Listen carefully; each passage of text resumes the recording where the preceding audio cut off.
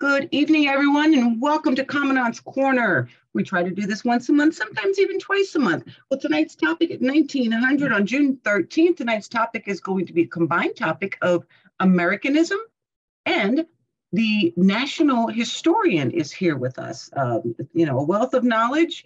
And some of the things we're going to talk about is just basic history. We're celebrating 100 years this year, so that's huge for the Marine Corps League.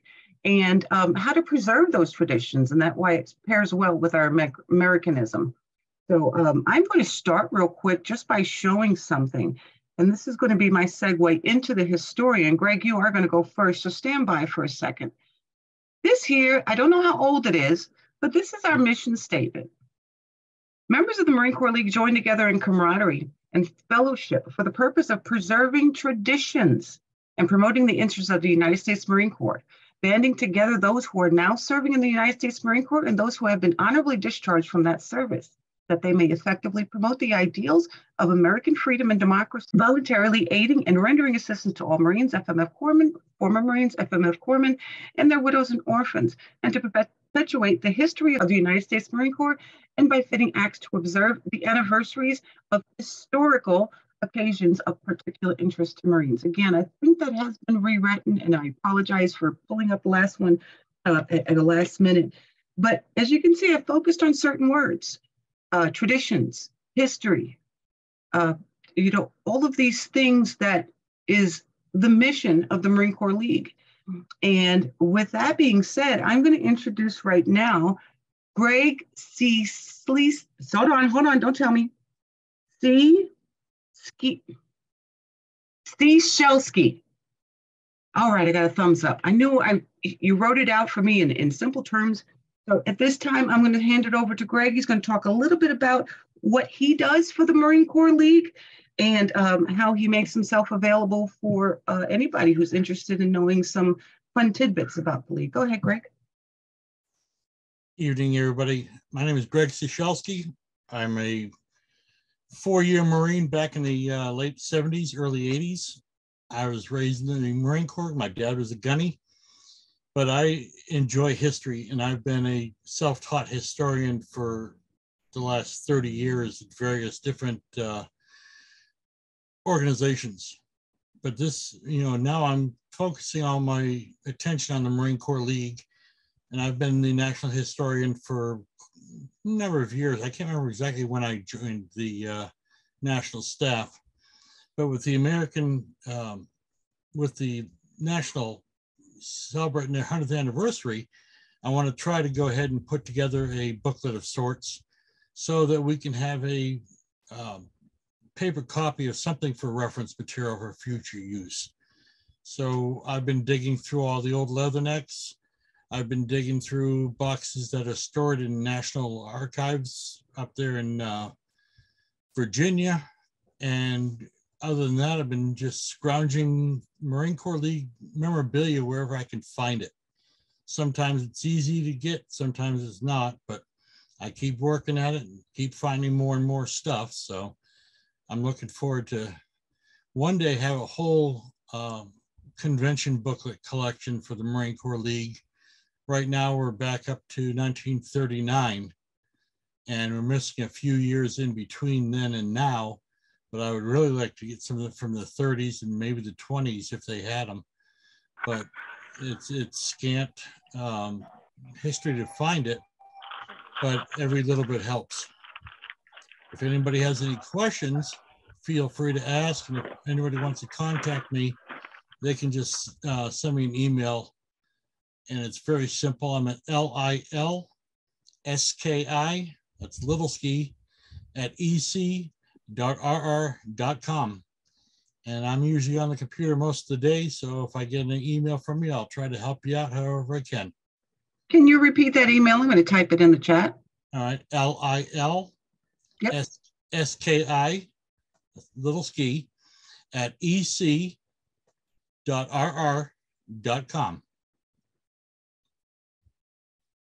All right.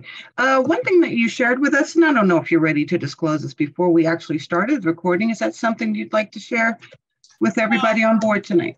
I'll hang on to that one for a little bit. No, if you have anything, as he stated, or if you know somebody who's been around for a little while. Perfect example. I don't know if anybody here knows Paul Hastings. I know he's very shy, and he doesn't come out much, but Paul Hastings attended our department convention, and he actually came in with his uniform from, don't quote me on this, 1977, Bonnie?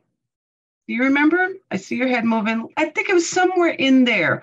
It was definitely. I believe so. Right. It was definitely in the 70s. I believe the Department of Pennsylvania did quote it correctly on the Facebook page. But that was a moment of history. That in itself, just him walking in the room, we were all quite, I don't know what the word is, but we were shocked and just so proud to see it displayed. That was a part of history walking in the door.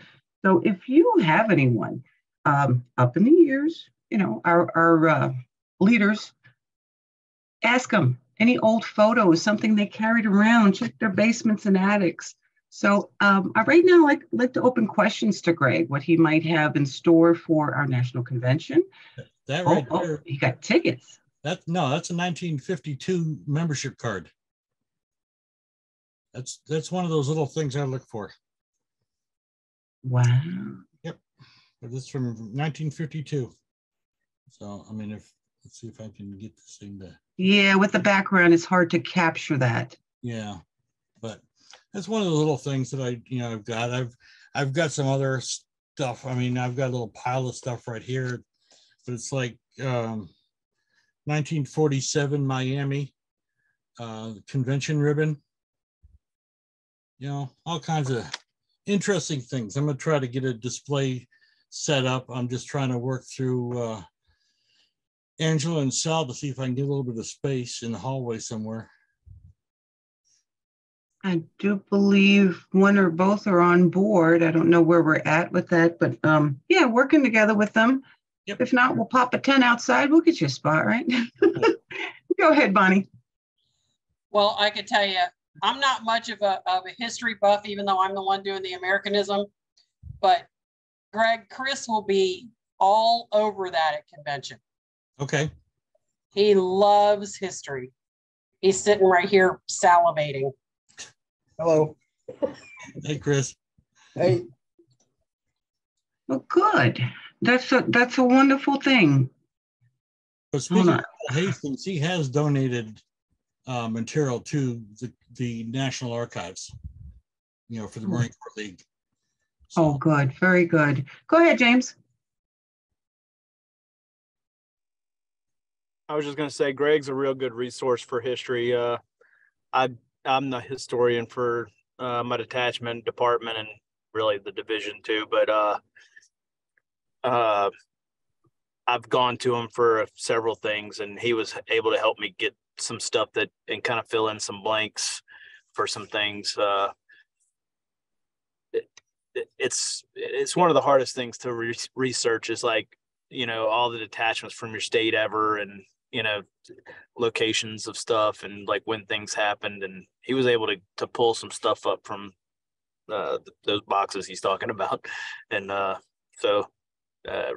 and he got it to me rather quickly also it's a while back now. But now I have two questions for you, James. Mm-hmm. One, do you know how old your department is? The current department, or this is like the third iteration of it. Oh, okay. The only one I don't have any real historical data on, and only is the first iteration of it. I had a newspaper article that says something about it being reinstated in the 40s, and then it went away somewhere in the late 60s, early 70s, and then got reinstated in the late 70s, early 80s. It didn't receive the charter until like the mid 80s. So okay, I don't know. Just curious. And the second question is, what's going on your background screen? That was at Southeast Division. They were donating. It was, I think, for the dogs. They were donating to Pie in the Face people. Very good. Okay. Just curious. I saw some things happen in there. Figured I'd ask. Okay. Any other questions for Greg? I mean, again, we're all here to to preserve those traditions. You know, if anybody ever has a chance to go to a VA hospital and just sit in the lobby and talk with some of our senior veterans, which they love to talk, the stories that they tell, we want to get these things, these stories in writing in this book that Greg is creating for us. So I can tell you that I know, and this is not a fact, but we did for the Department of Pennsylvania, we just celebrated our 78th convention, which tells us we're in our 79th year of being chartered. Don't know our history, if we've ever been interrupted, and that's something that maybe I'll be curious. I'm not a history buff, but it's fun to know those things. Thanks for that, James. Thank you very much. Anybody else want to talk anything about some history that they want to share from their detachment, department, division that they might have that's kind of a cool piece of information? We're all here to learn. Oh. Now, I get a question only because now these questions are coming up. To you, Greg, in the first 10 years, I don't know if you can answer this right off the top of your head, in the first 10 years of the League's existence, how many departments were on board? I'm just giving a fictional number. None. Okay. Elaborate. No departments because there wasn't enough detachments. All right. Back in the old days, you had to have 3 detachments in your state to be a department. And there was approximately 15 different detachments in the first 5 to 10 years. And then they started building after that. But realistically, there wasn't any departments until the 30s. The 30s is when we actually started to establish an actual department. Yeah. Okay. Just curious on that. Very good. And New York City had the first detachment, and there's actually predates the official Marine Corps League name. And then Buffalo and can't remember who the third one was, but yeah, there's a couple of different ones, you know, initially, and then Houston. Believe it or not, Houston was one of the top 3. very, very good. Now I see something in chat. I don't know if Robert Raines wants to actually chime in, but I'm curious to know more about that. The detachment proper has graduated 2 national commandants. Am I reading that correctly? He might not want to speak up. I mean, that in itself is history. That's a part of the detachment's history. So that is pretty awesome to have that, and hopefully it's documented somewhere those years. Go ahead, Ray. Just pointing out, I threw it in the chat, but a lot of folks aren't aware that you can actually search in Facebook or search the internet. But if you were to search hashtag MCL 100 years, every post that's made to the national Facebook page regarding historical significance, that hashtag is used. So when I work with Greg often for various posts of historical nature, but basically letting the whole world know that you can actually search for historical stuff that we may throw out there on Facebook land or whatever else might be out there on the internet. Again, it's hashtag, I'll type it in there again. I did. Hashtag MCL 100 years. How does the hashtag work? Hashtag acts like a notification symbol. So you can actually set your computer settings, your internet settings to notify you for XYZ hashtags. So when something gets posted using that hashtag, you'll get a notification like you do for Facebook or everything else. Mm-hmm. But it acts kind of like a catalog, if you will. It's probably the best way to describe it. Gotcha. I don't know. Yeah. I don't know nothing about it. That's why I was asking. If you're on Facebook and you see hashtag, this job sucks or whatever they're going to put on there, click on it and you'll see every post that anybody has shared that hashtag with from anywhere. So, same thing for Instagram as well. Hashtags are very common on Instagram. Mm-hmm. You can actually search in Facebook, for instance, in that search bar up in the upper left-hand corner for that hashtag, and it will bring up every single comment that has been made with that hashtag.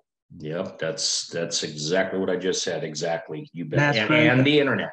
Do you And need the internet. You do can you do need a both. cell phone to look at Instagram? Sorry. What was your question, Greg? Do you need a cell phone to use Instagram? You need an Instagram account, just like you would a Facebook account. Okay. There are some things you can see, but to be able to explore a little bit deeper, you would need an Instagram account. Yes. Because I'm an old dinosaur. I have no cell phone at all. You can get it on your computer, Greg. Okay. Okay, thanks for that. James, you got your hand up again or still? No, you're again. Go ahead, James. I was just going to say, one of the things that originally got me interested in the whole historical thing was when I first kind of joined my detachment. They had some of the older members had told me that national headquarters was once here in Baton Rouge, and that got me looking and trying to find references for that, which got me looking at old newspaper articles. And then I finally found some stuff. And then that's what got me looking like where it had actually been. So in doing that, that's when I figured out that it had originally, was national headquarters was originally in Albany, and it moved from Albany to Baton Rouge. So this was the second location it was at. And then from what I understand, it moved from here to Pennsylvania, which was, I don't know if you remember a while back, I asked you for some contacts to see if we can figure out when it moved from Pennsylvania to, I think, Washington. I'm not sure. Greg might be able to tell me. I have the date though now, Jim, about when it moved from Baton Rouge to Philadelphia. Okay. So I give that later on. Okay, yeah. I was CC me curious on that. about that. Okay. I'd be curious because our department historian here in Pennsylvania is Paula Hastings. That's really all we got right now. But that's part of what started my interest in the history part of it.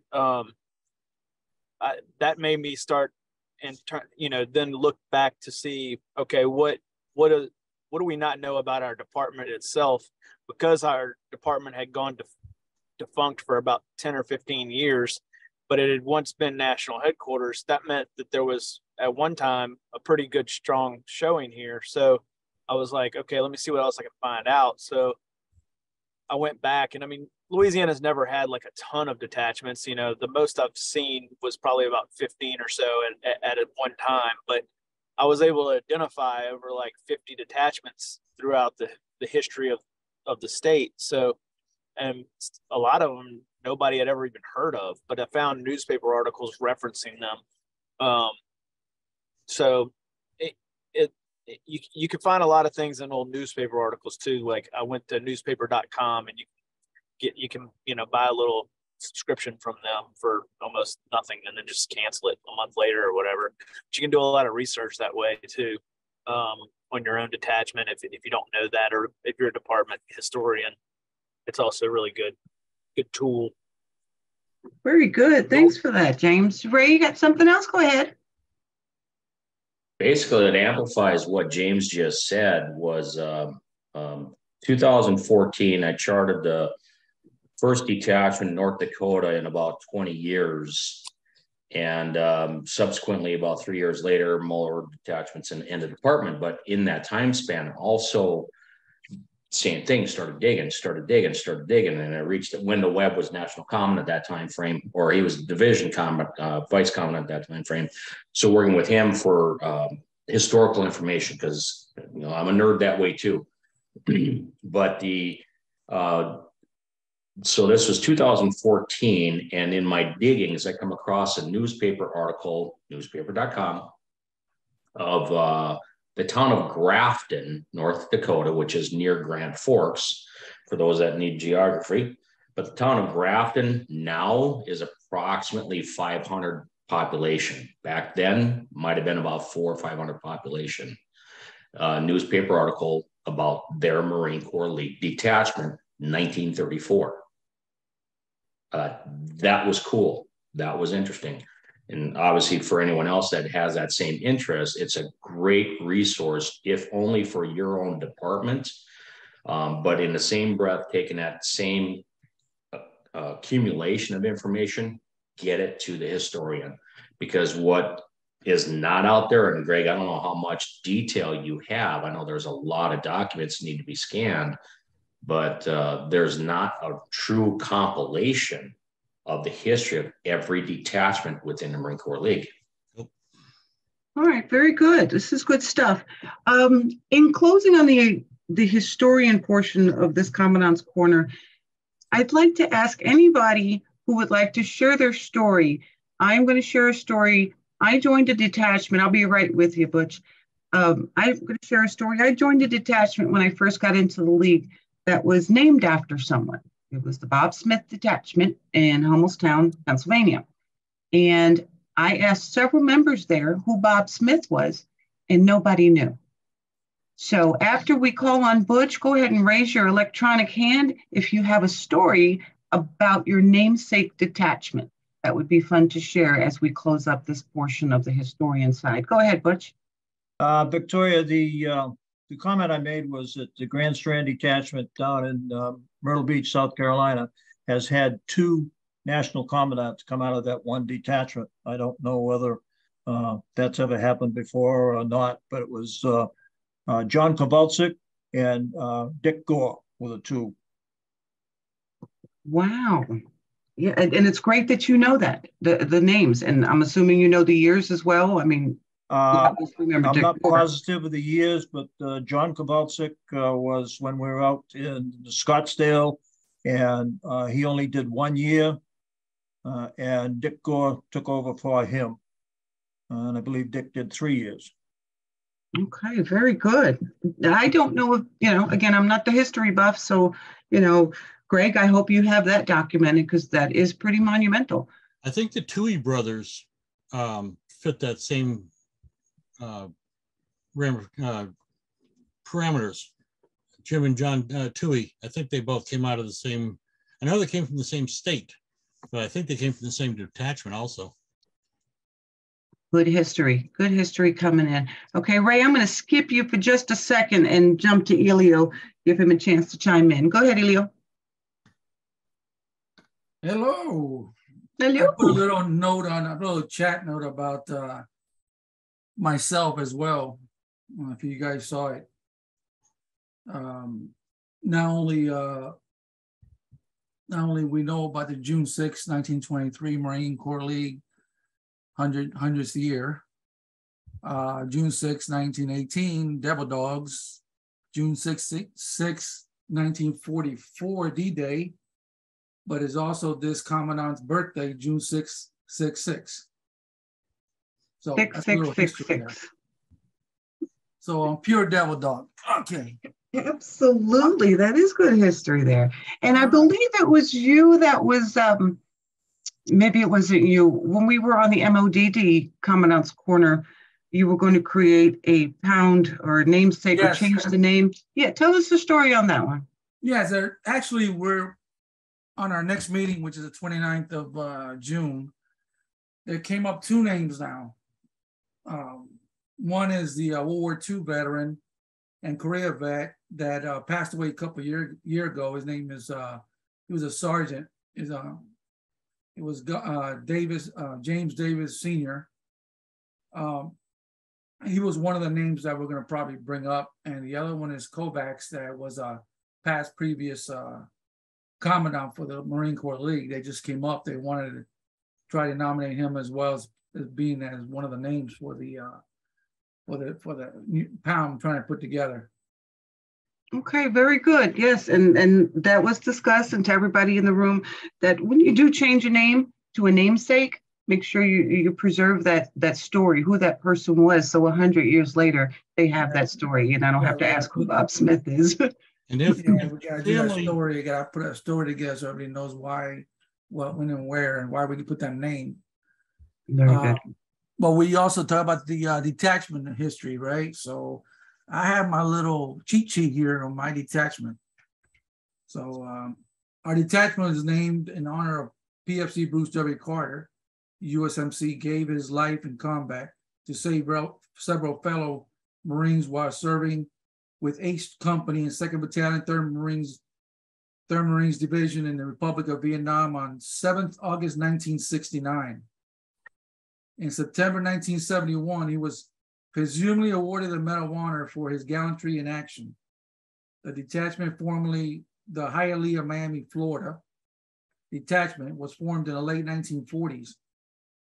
It was rechartered and renamed as PFC Bruce W. Carter Detachment USMC on 19 October 1971. PFC Bruce Wayne Carter was born in New York, grew up in Miami, Florida, and attended school there, living with his mom, which is Mrs. Georgie Carter Krell, his stepfather, Mr. Frank Krell, a retired master sergeant in the U.S. Air Force Reserve, and 2 sisters. Our detachment currently has not really, it has more now. There's 72 members. We have 92 members right now. What else do we got here? Florida Marine Congress, 75,000. Okay, most of the stuff is regular stuff here. But there you go, some history on the on our detachment. Hey, Thank you. Elio. Yeah. Post your email address on the chat, please. Okay. I got something I can send you for your history. Okay, awesome. Let me put it here. I love this. Another thing, don't forget, if you're going to name your detachment or your pound after somebody, yep, if they have any family in the area or whatever, yep, you have to have their permission. That's correct. That's correct. You got to have. What I have is I'm gonna put together, once we determine who it is, we're gonna put a notary. We're gonna put a notary document to be notarized, legal document, and then to agree that that's the name they would appreciate to have the mod named after. Thank you for that. I just learned that as well. Okay, we'll move on. Go ahead, Ray, and then Bonnie will go ahead and close up this topic. Go ahead, Ray.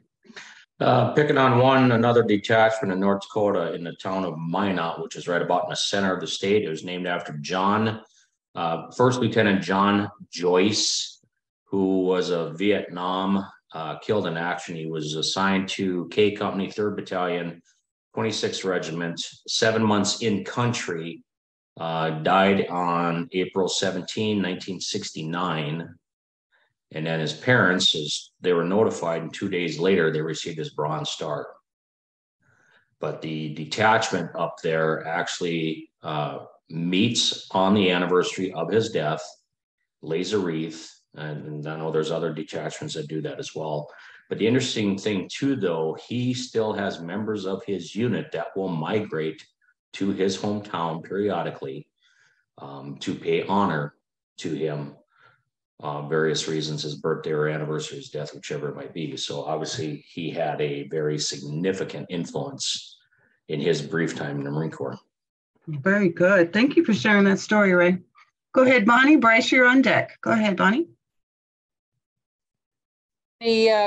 We were originally Chester County Detachment. Last year, we submitted to use Corporal Brandon Hardy's name. He is a United States Marine that passed away in 2006 on April 28th when his Humvee struck an IED coming back from a humanitarian mission in Iraq.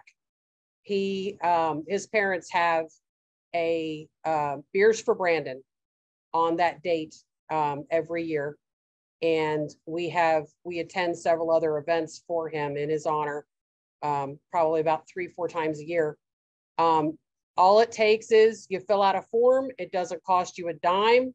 You only have to write a letter to the family requesting their permission. I hand delivered it to the family. Both parents signed it. Didn't have to have it notarized. You take the notes from your meeting where you approved it. I highlighted that part of the notes from the meeting and the minutes. I put those 3 items together, sent it to department. They forwarded it on to division. Division forwarded it on to national, and within 2 months, it was approved. I mean, it's really easy to do, and I encourage everybody to name their detachment after a fallen Marine. And I have to go because I'm about to get. Thank you, Bonnie. Okay, thank you for that story. I heard the story and it gets her choked up. So we're gonna We're going to walk away from that, take her off screen. Bryce, you're up, and we're going to close up the historian portion of the Commandant's Corner. Go ahead, Bryce. That's Jack Holland right there. That's a good-looking guy. He's a good-looking guy. That's who our detachment's named after. Navy Cross recipient, Silver Star, Purple Heart. Received the Purple Heart on Iwu.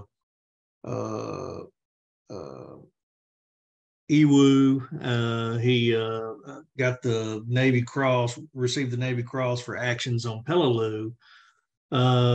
Just a fantastic guy. I do. As a matter of fact, I've got a speech, and I actually did the speech at one of our balls. And then I've been asked to give that speech at a couple of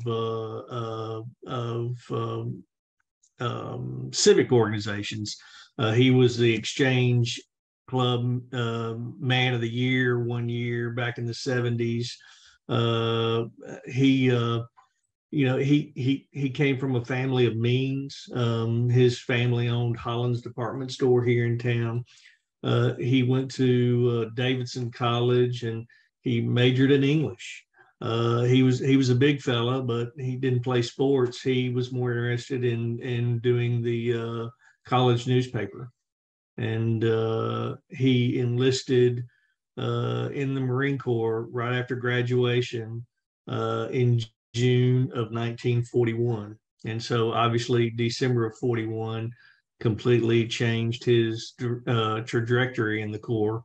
And so anyway, that's our guy, and we're proud of him.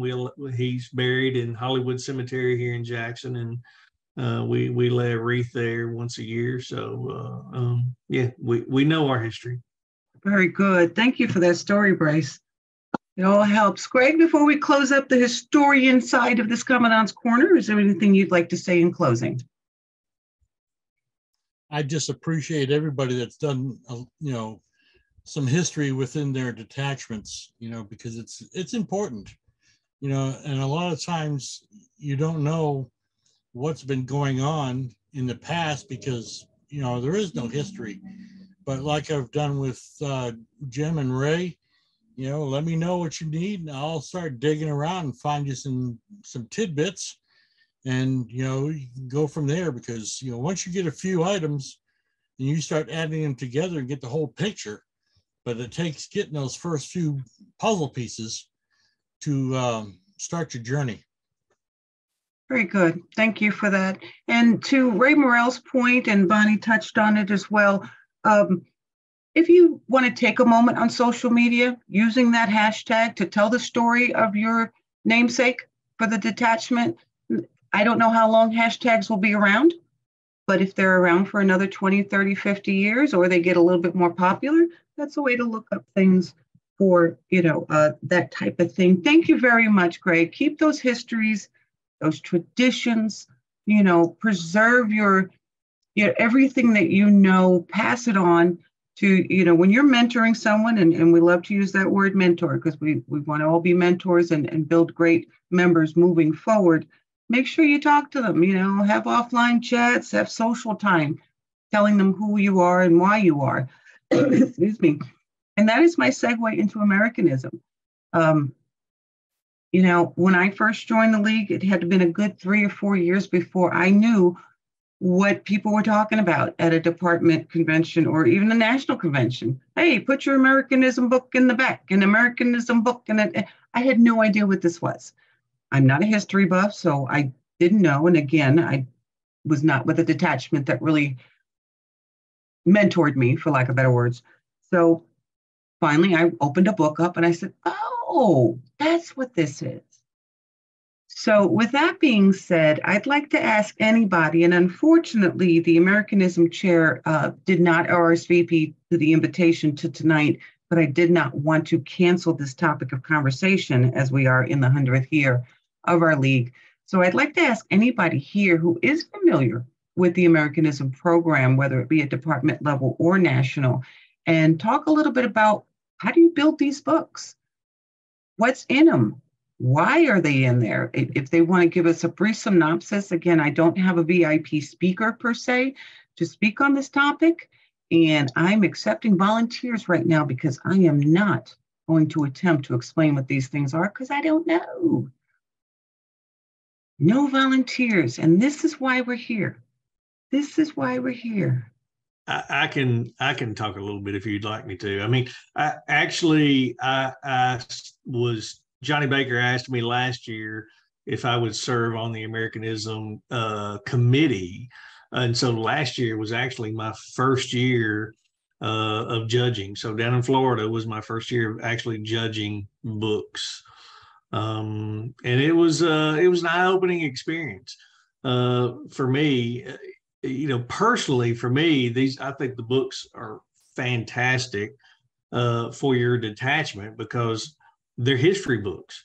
They cover a year of history, of your detachment, a year of fundraising, a year of your ball, whatever year it is, a year of giving back, a year of meetings, So they're a wonderful tool for recruiting. So if you have a recruiting booth out, you can have 2 or 3 of your Americanism albums out, so folks can come up and see what you do.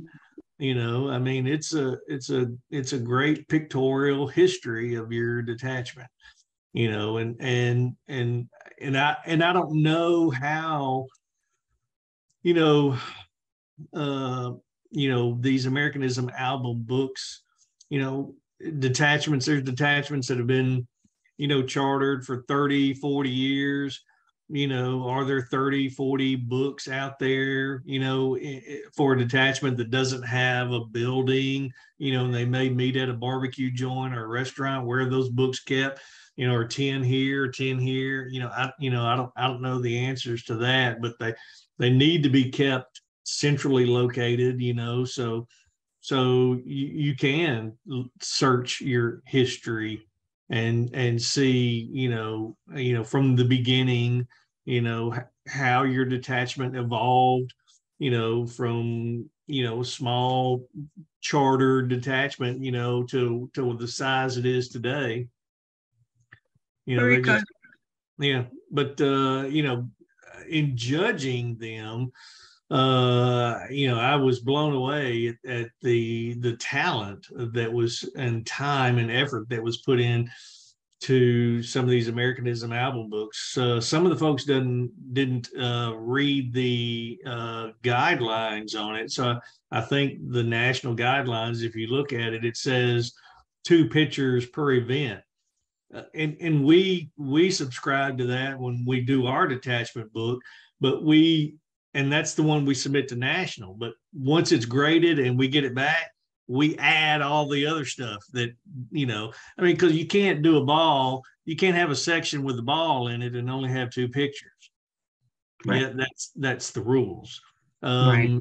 And so, I was judging books that went by the rules, and then judging books that were this, that thick, you can't see me, that thick, And so it was kind of hard to judge, and I did get some help from the judges that were there as well, that had been doing it for a year or 2.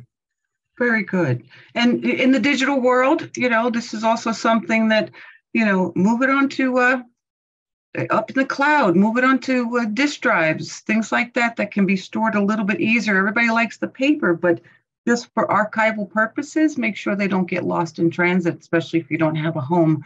Real quick, Helen, you are up, but Greg, a private message came to me.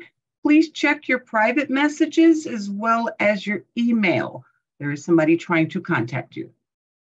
Helen, you are up. Jean, you're on deck, or probably Sue on this matter. Go ahead, Helen. Thank you, ma'am.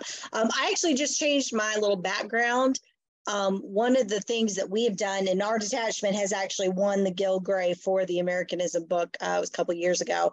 But one of the things that I'm pushing, and I've asked the chair of the Americanism committee, is Canva.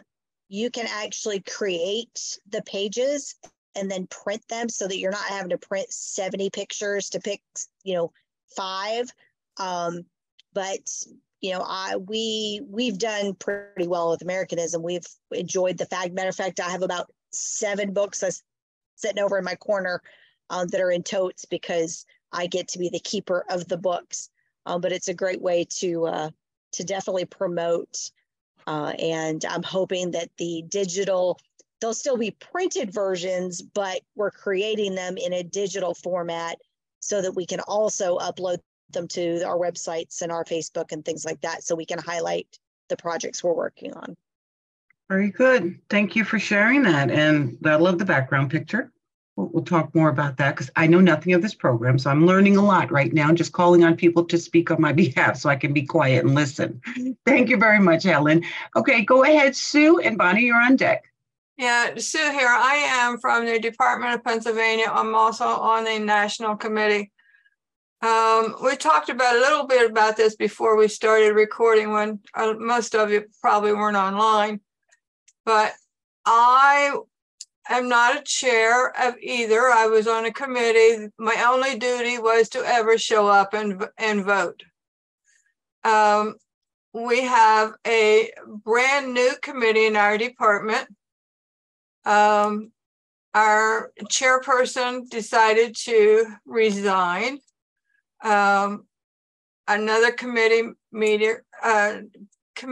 member walked out on the day of voting. So I have 2 other members who are brand new, and Chris Shaw has volunteered to be the chairperson. We in the department, our criteria in our setup of our books is somewhat different, and we want to make it same as national. I cannot find out the correct dates, whether it runs from May to June, June to May, convention to convention. I've reached out to a couple people. One did not respond in any way to me. The other person was an old person that I worked with maybe 2 or 3 years ago. And he said he didn't have any information on how to do this. It was suggested by Victoria that I just reach out to our department commandant. We're kind of at a loss here. We need help. If anybody has any suggestions, if you could get that to me. We're struggling right now, and we want to bring it up to national.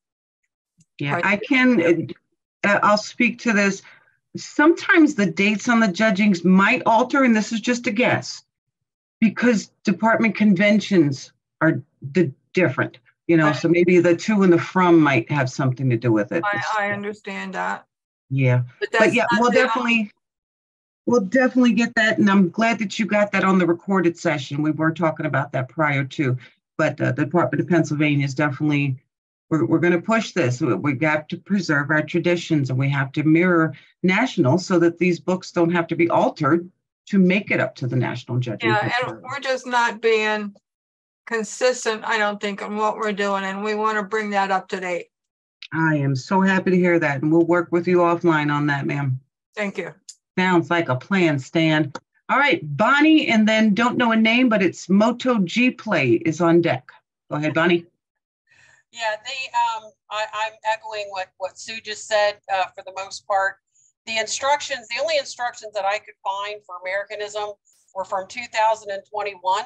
I couldn't find anything on the national website at all, members, library, anything on current, and it was written, it wasn't written well.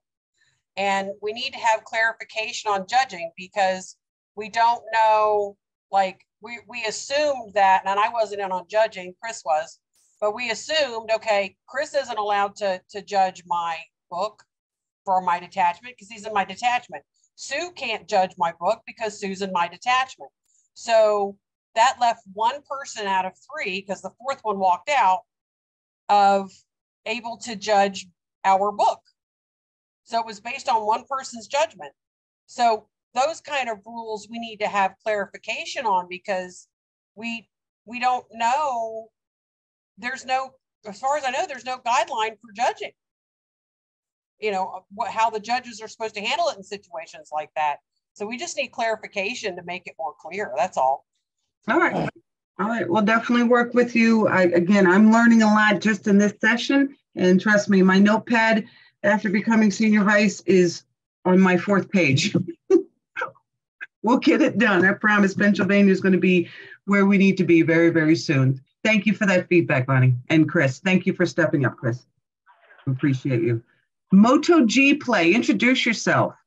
Hi there, I'm Dave Brady. I'm in the Department of Pennsylvania. How you doing today? Good, Moto. I'm on my phone out of the ball game, but Ray posted in the chat the links to the pages for the rules, and Bonnie's correct. They're 2021. Those are the most recent that are posted. However, my questions are: why are there 2 documents? And why do they appear to be in conflict? They're in the Marine Corps League Library, and at first glance, they appear to be in conflict with each other because they have different dates stated. And that's all I'm going to say about that. All right. Back to the ball game. You enjoy your ball game. I am taking notes, and we do not have any of our top 4 national officers here, nor do we have the chair of the Americanism Committee. So this will be my after-action questionnaire, if you will, to find out these answers. And I'm writing down who's asking the questions, but we'll try to generalize it and get it out to everyone. Thank you so much, Dave. Enjoy your ball game. Greg, you are up. Bryce, you are on deck. As far as digital files go, I want to emphasize with everybody that although digital files are good, you really need to keep a paper file and keep it in a good tote, somewhere that, it will remain, because just say, for instance, if I'm using Windows 11 and the next guy comes over after me is using Windows 12 and it doesn't, cross, he can't get any of that digital stuff. So it's always good to have a paper backup, put the pages in archival sleeves, put them in a binder, put it in a tote, and hang on to it that way.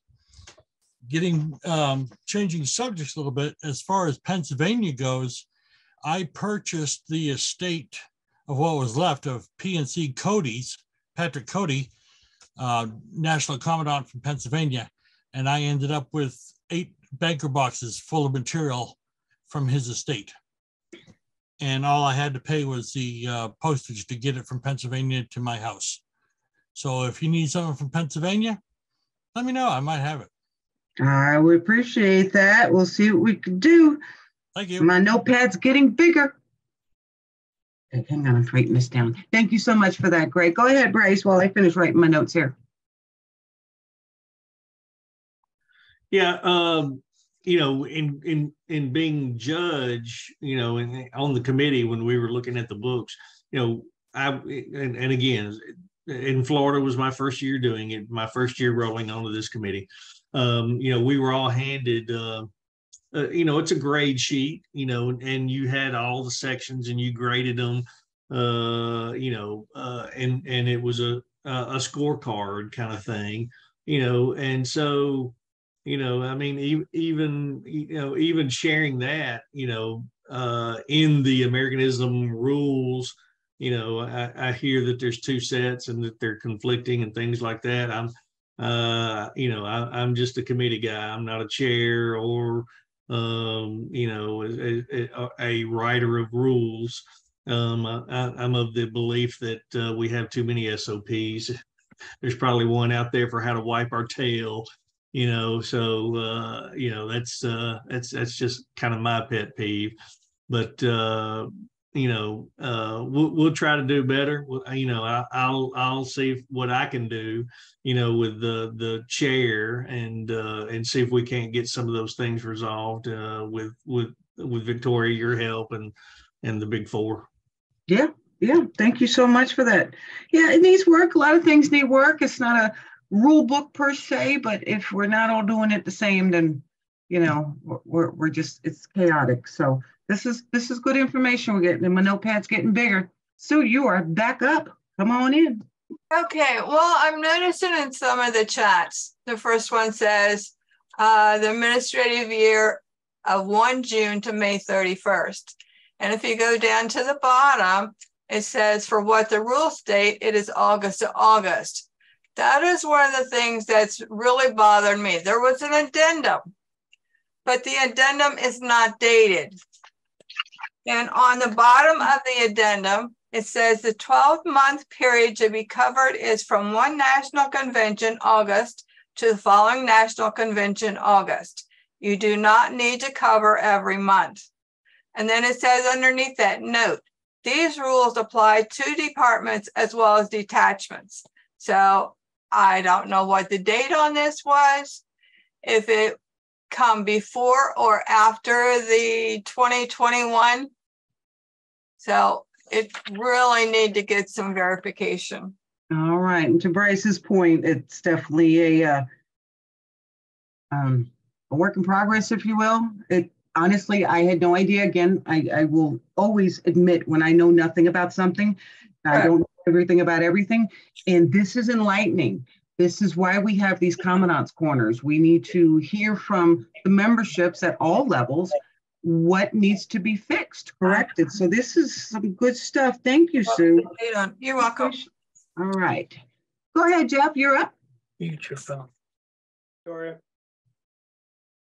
I was just going to ask Ray where he got that May or June to May date. Now I see it at the top of the criterion format for it. And then the August to August is down in the addendum. Correct. So, okay, now I see it. So I agree with you. Why we've got really conflicting SOP. Yeah, can't speak to that. I won't try to speak to that. So this is good stuff, and it's being recorded.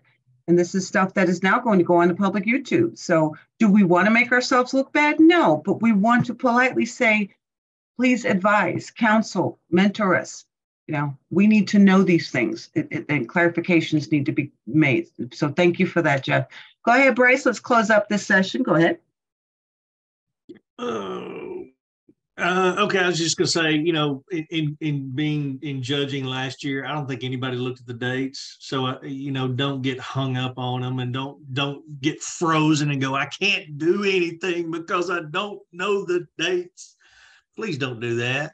Please just do it for fiscal year. Do our fiscal year from July 1st through June 30th. Just and do an album and send it in. I don't think any of us looked at a date. There was no dates. There was no dates on my scorecard. So, you know, just send an album in. Do it. All right. There he is, preaching to the choir as we sit here. I appreciate that, Bryce. Sue, did you have another question and or comment? Go ahead. Yes, that's kind of, I think the chair people are not giving the new chairperson any instructions. I don't think anybody really knows what's going on. And you can't really go from like January to January or August to August, because you have to follow the sections in the book, in the criteria. There are sections. Section 1 is your detachment. Section 2 is promotion, attendance, on and on and on. There's 6 different sections.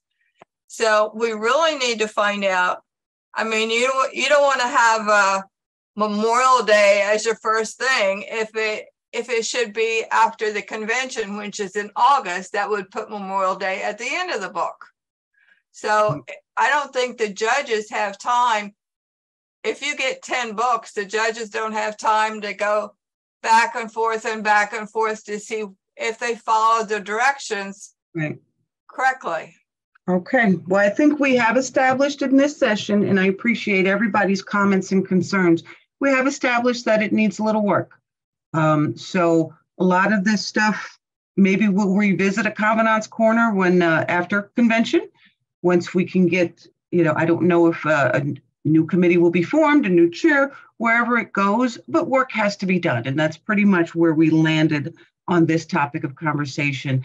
But I think, generally speaking, I think we all agree that these moments need to be captured, however you document them. Okay, so please, even if it's not dotting I's and crossing T's according to the AP or judging criteria, please capture your moments. Share them on social media, share them within your detachment, bring a little photo album in with you.